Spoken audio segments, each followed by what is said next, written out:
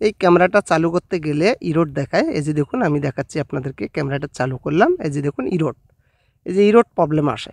তো এই ধরনের প্রবলেমগুলো কোথায় থেকে হয় এবং কিভাবে হয় সেটা আমি দেখাবো আপনাদেরকে। এই যে দেখুন আমি আবারও ক্যামেরাটা ওপেন করতেছি, ইরোড দেখাচ্ছে, এই যে ইরোড।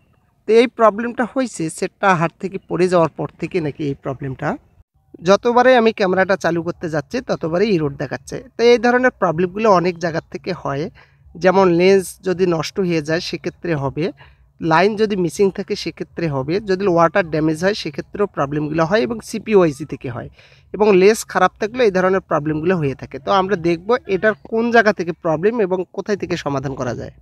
এই ধরনের ইরোড প্রবলেমগুলো কিভাবে সমাধান করা যায় সেটা আমি দেখাচ্ছি আপনাদেরকে, চলুন দেখা যাক।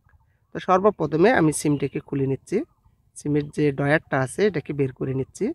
বের করার পরে আমি কেসিংটাকে খুলে নেব, আমি দেখাচ্ছি আপনাদেরকে। তো এই ধরনের প্রবলেমগুলো অনেক সময় দেখা যাচ্ছে যে হাত থেকে পড়ে গেলে ক্যামেরাগুলো ডিসকানেক্ট হয়ে যায়, সেক্ষেত্রেও এই প্রবলেমগুলো হয়ে থাকে। তো আমরা দেখব যে কোথায় থেকে প্রবলেমটা।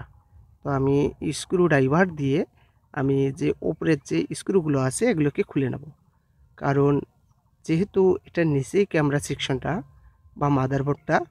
তো আমি এটাকে খুলে নিলাম, নেওয়ার পরে সর্বপ্রথমে যে সেলফি ক্যামেরাটা আছে এটাকে খুলব।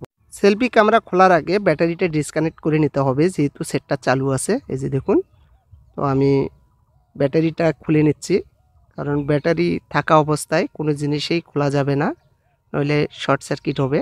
তো আমি সেলফি ক্যামেরাটা খুলে নিলাম।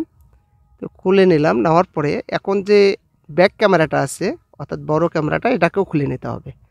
তো আমি এই ক্যামেরাটা এখানে রেখে দিচ্ছি, নেওয়ার পরে এই ক্যামেরাটাও খুলে নেব। নেওয়ার পরে যে ক্যামেরার যে কানেক্টরগুলো আছে এই কানেক্টরগুলো সুন্দরভাবে একটু থিনার দিয়ে পরিষ্কার করে নেব। যেহেতু সেটটা হাত থেকে পড়ে যাওয়ার পর থেকে এই সমস্যাটা হয়েছে, সেক্ষেত্রে আমরা প্রাথমিক অবস্থায় এই ক্যামেরাটা খুলে ভালো করে ওয়াশ করে আবার লাগিয়ে দেখব যে আসে কি না। এরপরে যদি না আসে তাহলে পরবর্তী স্টেপে আমাদের কাজগুলো করতে হবে। তবে প্রাথমিক অবস্থায় আমাদেরকে ওয়াশ করে দেখতে হবে যে ক্যামেরা আসে কি না। তো আমি একটু থিনার দিয়ে ভালো করে ওয়াশ করে আবারও এই ক্যামেরাগুলো আমি লাগিয়ে নেব, কারণ অনেক সময় দেখা যাচ্ছে যে যখন হাত থেকে পড়ে যায় তখন এই মাদারবোর্ডগুলো নড়ে চড়ে যাওয়ার কারণে এই কানেক্টরগুলো নড়ে যায় বা একটু আলগা হয়ে থাকে। তখন কিন্তু যে কোনো একটা ক্যামেরা যদি আলগা হয়ে যায় তাহলে ডিসকানেক্ট দেখাবে বা ক্যামেরা ইরোড দেখাবে। এই যে দেখুন আমি বসিয়ে নিলাম এখানে।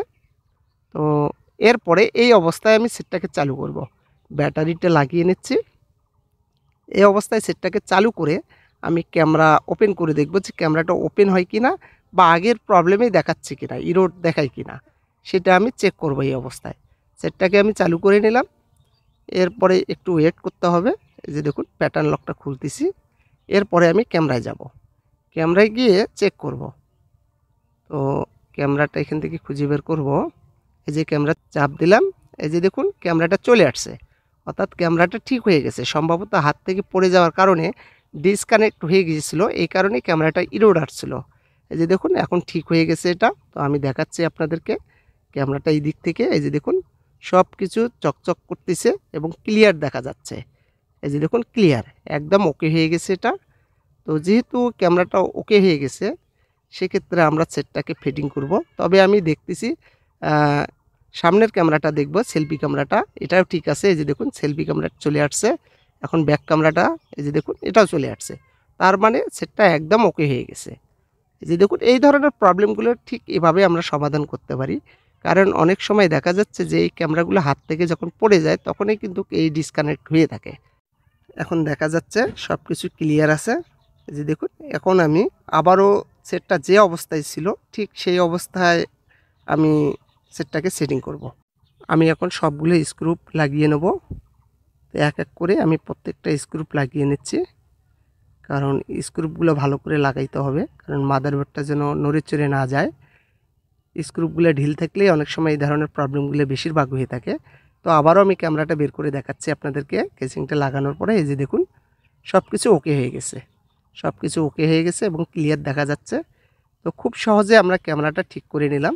এই যে দেখুন, তো এই ধরনের প্রবলেমগুলো শুধু কিন্তু এভাবে করলেই হবে না, অনেক সময় দেখা যাচ্ছে সিপিইউ আইসি থেকে বা অন্য অন্য জায়গার থেকেও হয়ে থাকে।